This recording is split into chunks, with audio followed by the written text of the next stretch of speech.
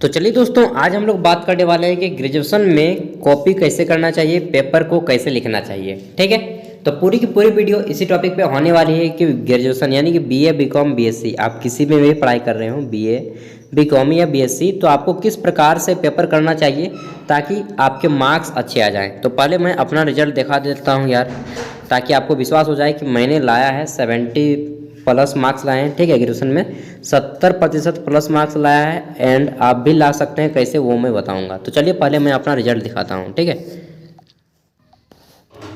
तो देखिए यह है मेरा रिजल्ट फाइनल ईयर का। ठीक है, देख सकते हैं ये यूनिवर्सिटी का नाम है, यहाँ पे आपको 1 मिनट दिखा देता हूँ।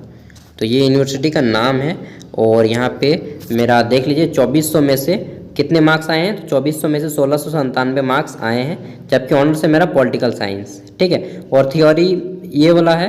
प्रैक्टिकल मार्क्स जो कॉलेज की ओर से दिया गया है वो भी अच्छे नहीं दिए गए, फिर भी इतना मार्क्स आ गया है। तो आप लोग भी कैसे लाएंगे, फर्स्ट क्लास कैसे लाएं। और सीजीपीए देख सकते हैं 7.49 सीजीपीए है। ठीक है, तो आप लोग भी इसी तरह के मार्क्स कैसे लाएंगे, तो चलिए बताते हैं। ठीक है, क्योंकि मुझे लगता है कि जो कुछ भी मुझे मालूम है वो आपके काम में आ सकती हैं। आइए देखते हैं अब क्या क्या काम में आ सकती हैं। तो देखिए, ग्रेजुएशन में अगर आपको 70+ मार्क्स चाहिए, 70% प्लस, तो आपको कुछ चीज़ों का पालन करना होगा, चाहे आप बीए कर रहे हो, बीकॉम या बीएससी। सबसे पहले शब्द सीमा, टोटल 6 पॉइंट है। पहले पॉइंट हमारा है शब्द सीमा के ऊपर। तो शब्द सीमा क्या होना चाहिए, देखिए अगर आपका क्वेश्चन 1 से 2 मार्क्स का आता हो तो आपको इसका उत्तर 25 शब्दों में करना है। क्वेश्चन पॉइंट नंबर 2 है कि 4 से 5 मार्क्स वाले प्रश्नों का आंसर 150 शब्दों के बीच में करना है, उससे ज़्यादा नहीं लिखना है, समय बर्बादी होगी और कुछ नहीं। 8 अंकों वाले प्रश्नों का आंसर मैक्सिमम 250 शब्दों में आंसर कीजिएगा। फिर आता है 10 से 12 अंक वाले प्रश्न, इसका आंसर आपको 300 से 350 शब्दों के बीच में करना है। देखिए दोस्तों, मैं यूँ ही नहीं बता रहा हूँ यार, मैंने 12th में भी अपने कॉलेज में टॉप किया था, तो अब जो भी मेरे पास थोड़ा बहुत एक्सपीरियंस है उसी के हिसाब से बता रहा हूँ। ठीक है, देखिए फिर है 15 मार्क्स वाले प्रश्नों का आंसर आपको 400 से 450 शब्दों के बीच में करना है। 20 मार्क्स वाले प्रश्न अगर आ जाते हैं आपके एग्जाम में तो आपको आंसर देना है 500 से 600 शब्दों के बीच में। इससे ज़्यादा मार्क्स वाले क्वेश्चन आपके एग्जाम में नहीं आएंगे। ठीक है, अब देख लेते हैं पॉइंट नंबर 2। तो पॉइंट नंबर 2 है कि टू द पॉइंट लिखें। ठीक है, नंबर दे देकर, मतलब कि जो भी आप आंसर देना चाहते हैं, सबसे पहले मान लीजिए लिख रहे हैं कि मान लीजिए किसी बाबर के बारे में लिख रहे हैं कि बाबर की जीवनी के बारे में लिखें, चाहे उपलब्धियों के बारे में लिखें, तो पॉइंट नंबर 1 दीजिए।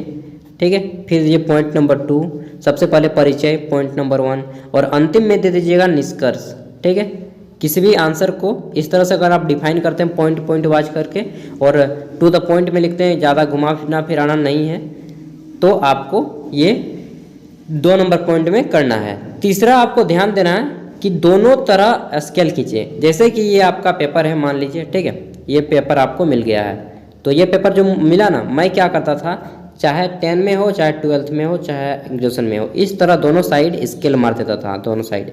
इससे क्या होता था, पेज छोटा हो गया, यहाँ से यहाँ तक हो गया छोटा, और पहले इतना लंबा लंबा पेज होता था। एक साइड नहीं, दोनों साइड आपको स्केल चलाना है। ठीक है, इस साइड भी और इस साइड भी। टोटल 32 पेज होते हैं आपके ग्रेजुएशन में। 32 पेज में अगर आप स्केल चलाते हैं ना, तो आपको लगभग 4 से 5 पेज आपका कम पड़ेगा।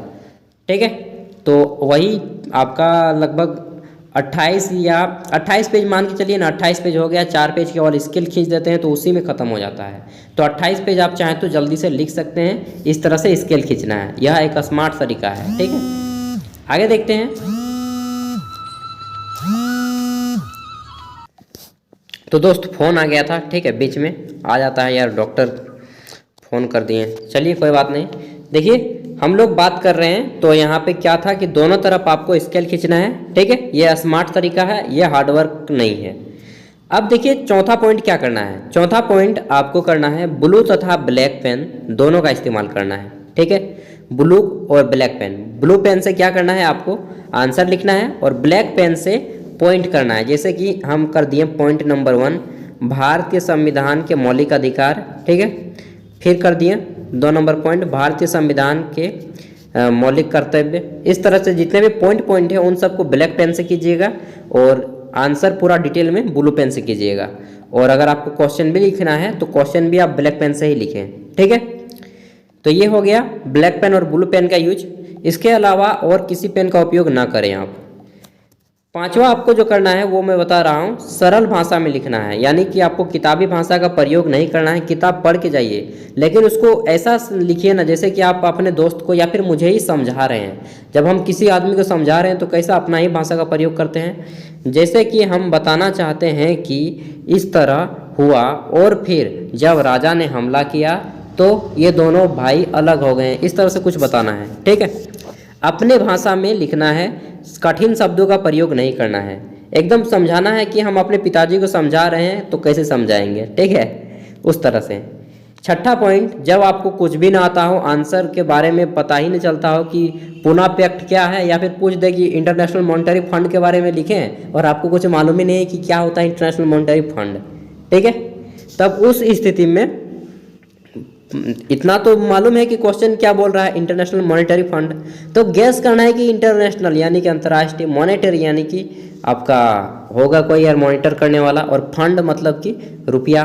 तो उससे जो भी चीज़ आपको समझ में आए, क्वेश्चन बहुत कुछ जानकारी देता है आपको, ठीक है। किसी भी क्वेश्चन अगर आप पढ़ते हैं तो क्वेश्चन से जो भी जानकारी मिलता है कुछ ना कुछ उसके बारे में लिख के आए। नहीं मालूम है फिर भी आप लिखें यार, कुछ भी लिखें, लेकिन लिखें। अगर आपको एग्जामिनर मार्क्स भी देना चाहता हो ना तो देगा, लेकिन आप लिखे रहेंगे तब। और अंतिम चीज़ जो कि मेहनत करने वाले विद्यार्थियों के लिए है, और मेहनत करने वाले विद्यार्थी की एक निशानी होती है कि उनका राइटिंग बहुत अच्छा होता है, ठीक है। तो अगर आपकी हैंड राइटिंग अच्छा है, तो अगर आप इतना चीज़ फॉलो करते हैं और हैंड राइटिंग भी बहुत अच्छा है, तो सच बता रहा हूँ दोस्त, आप 4 चांद लगा दीजिएगा।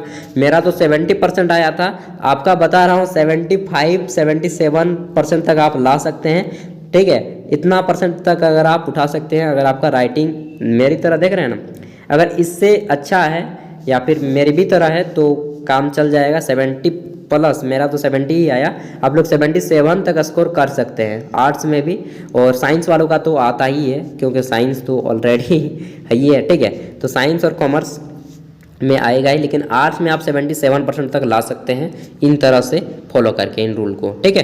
तो फिर मिलते हैं दोस्त अगली वीडियो में। एंड आपको किस टॉपिक पे वीडियो चाहिए ये भी आप हमें कमेंट में कर सकते हैं। अगर पसंद आया तो हम आपके ऊपर वीडियो बना देंगे। Thank you, all the best. कुछ भी डाउट हो तो पूछ लीजिएगा। धन्यवाद।